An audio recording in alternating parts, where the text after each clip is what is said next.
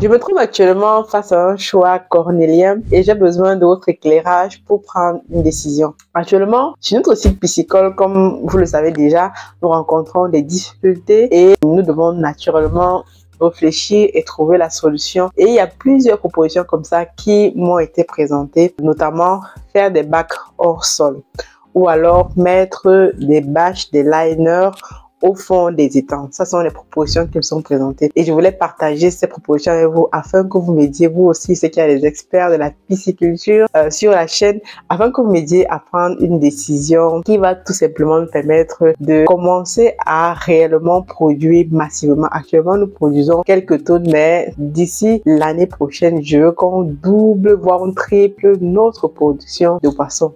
En tout cas, j'ai besoin exceptionnellement de ton avis sur ce sujet. Bonjour et bienvenue sur Masora Business. Si tu me découvres dans cette vidéo, moi je m'appelle Aniel Cruzet. Je suis ingénieur logiciel, entrepreneur, mais aussi auteur d'un magnifique livre intitulé Investir en Afrique dans la pisciculture. Je suis absolument convaincue que c'est un domaine dont nos pays doivent prendre ce sujet à bras le corps. Et toi comme moi, nous pouvons jouer un rôle dans l'autodétermination, mais surtout l'autosuffisance alimentaire de nos pays en Afrique. Il est absolument aberrant que nous continuions d'importer massivement du poisson. Donc, si tu es intéressé par ce domaine absolument porteur, je t'invite à commander ton e-book. Il y a un e-book, j'ai écrit un livre intitulé, comme je te disais tout à l'heure, Investir en Afrique dans la pisciculture.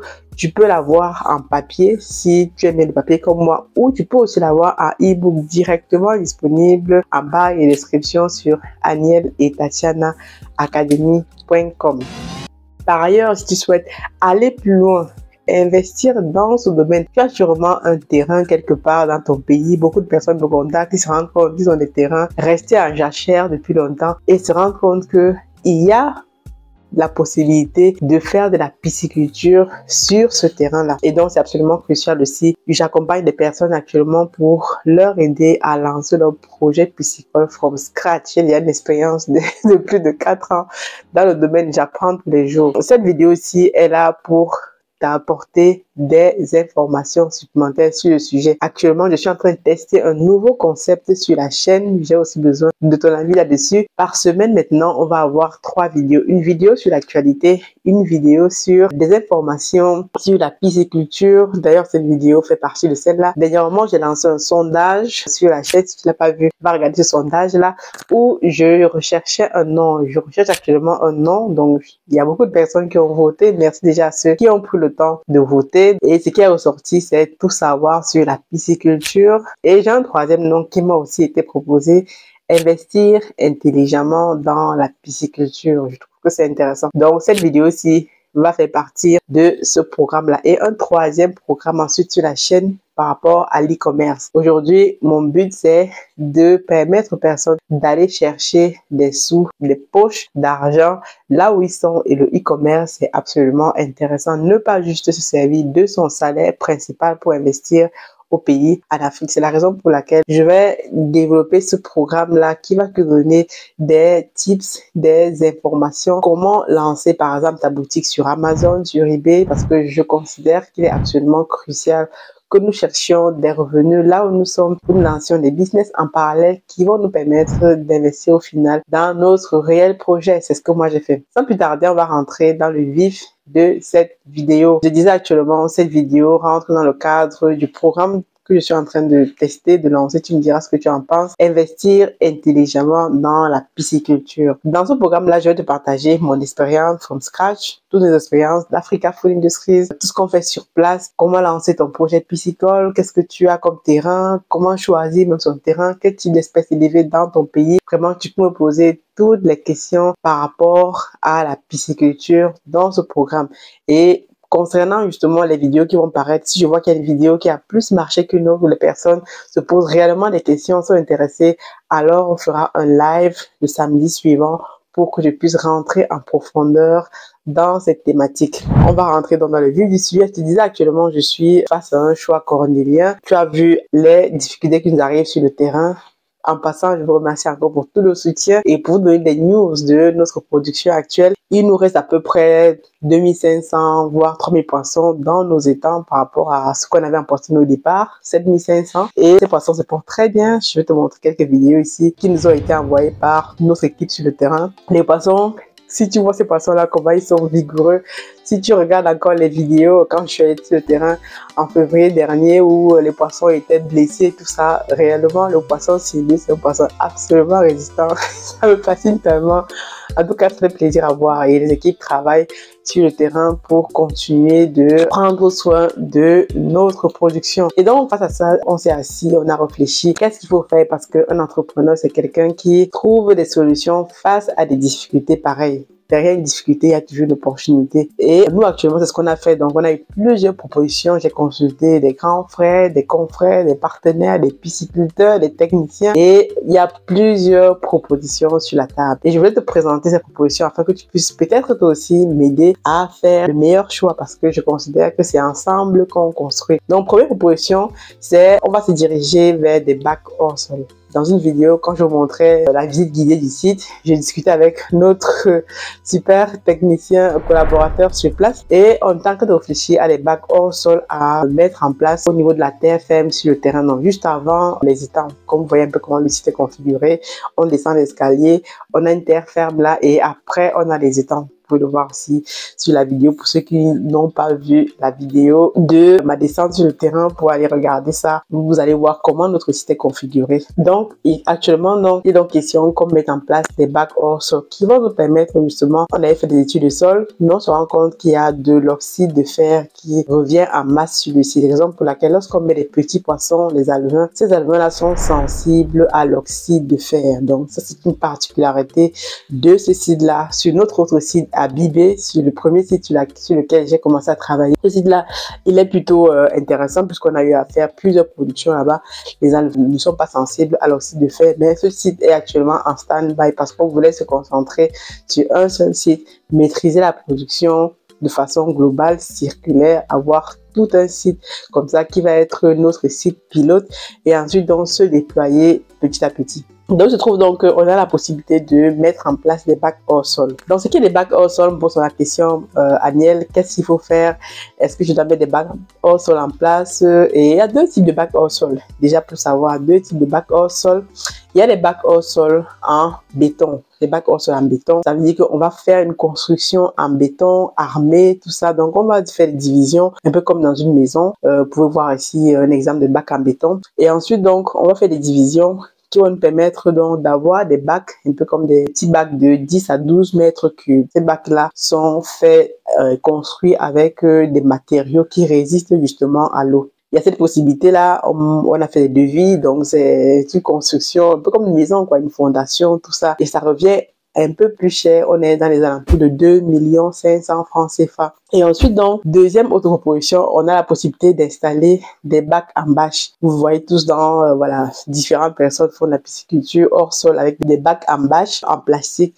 Donc, on a la possibilité aussi de faire ça. Cette solution-là, si on en installe, par exemple, 4, ça nous reviendrait quelque chose comme 600 000 francs CFA.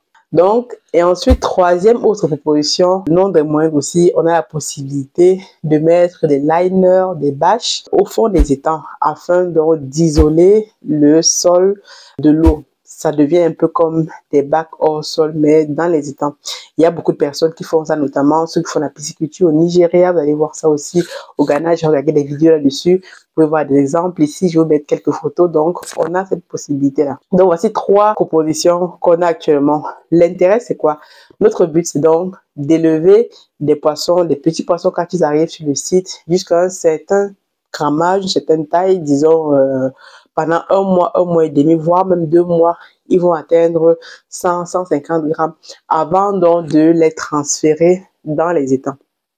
Donc, cette solution-là, de mettre les bâches dans les étangs, au fond des étangs, est assez chère parce qu'il faut qu'on achète des rouleaux de bâches en grande quantité. Je me suis rendue au Cameroun, c'est absolument très, très cher. Donc, on va s'orienter vers l'achat de ce matériel en Chine. Donc, si vous savez, vous avez des personnes qui vendent ces produits-là, des bâches, il faut du matériel solide parce que c'est un matériel qui doit durer au moins 20 ans. Moi, je vais sur la durée. vous me faites signe. Si vous avez des partenaires en Chine, des gens même qui vendent ça, qui achètent en Chine et qui vont revendre au Cameroun, parce que j'ai besoin de ce matériel-là, des bacs à bâche hors sol, des liners, justement. On va aussi acheter des choses comme des filets anti-prédateurs qu'on met au-dessus les étangs ou au-dessus vraiment de tous nos étangs pour pouvoir empêcher que les oiseaux viennent pêcher les petits poissons. Donc, il y a tout ce matériel-là qui coûte assez cher. On a fait un devis, on est dans les 3000 à 3500 euros. C'est assez cher. Donc, voici là où on se trouve actuellement, la situation. Tu me diras, qu'est-ce qu'il faut choisir? Donc,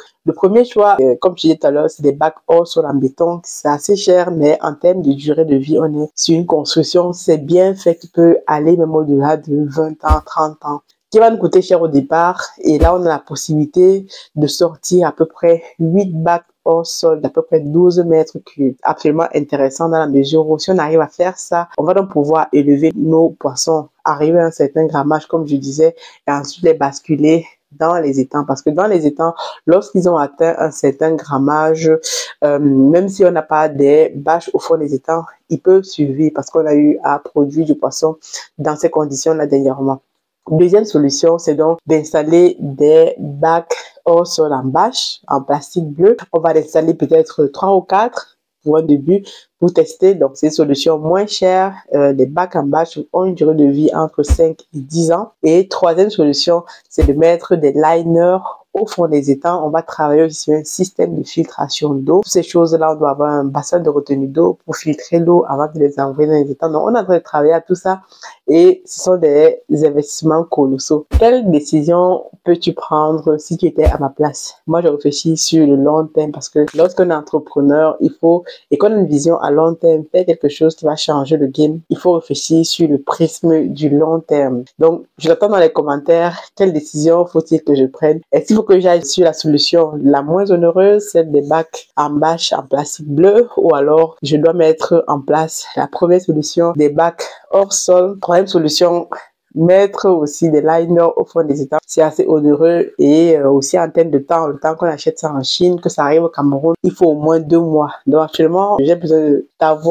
t'entendre sur cette décision-là. Qu'est-ce qu'il faut que je fasse? Peut-être que tu as des conseils mieux, tu es peut-être mieux placé que moi encore pour des conseils par rapport à ton expérience. J'attends donc dans les commentaires et j'espère que j'aurai la solution très bientôt pour avancer sur ces différents points-là. Si c'est une vidéo qui t'a intéressé et que tu aimes bien le contenu sur cette chaîne, je t'invite tout simplement à t'abonner, à liker et à partager sûrement cette vidéo qui va aider quelqu'un d'autre.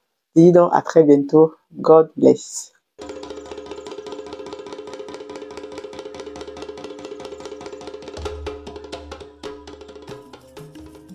Bienvenue chez Africa Food Industry, votre partenaire de confiance pour une alimentation saine et de qualité. Situé au Cameroun, en périphérie de Yaoundé, notre site de production en pleine nature est dédié à l'élevage, à la production et à la transformation responsable des poissons les plus frais. Chez Africa Food Industry, nous élevons et transformons une variété de poissons, notamment le silure, la carpe et le tilapia, dans le respect de l'environnement et du bien-être animal. Nos processus d'élevage rigoureux garantissent que chaque poisson est traité avec le plus grand soin, du moment de la capture à son arrivée sur votre table. Découvrez notre large gamme de produits finis, des filets de poissons frais aux délicieuses conserves de carpe de silure et de tilapia, prêts à satisfaire les palais les plus exigeants. Pour des produits de qualité supérieure, faites confiance à Africa Food Industry. Contactez-nous dès aujourd'hui pour en savoir plus. Africa Food Industry, nourrir le monde, une bouchée à la fois.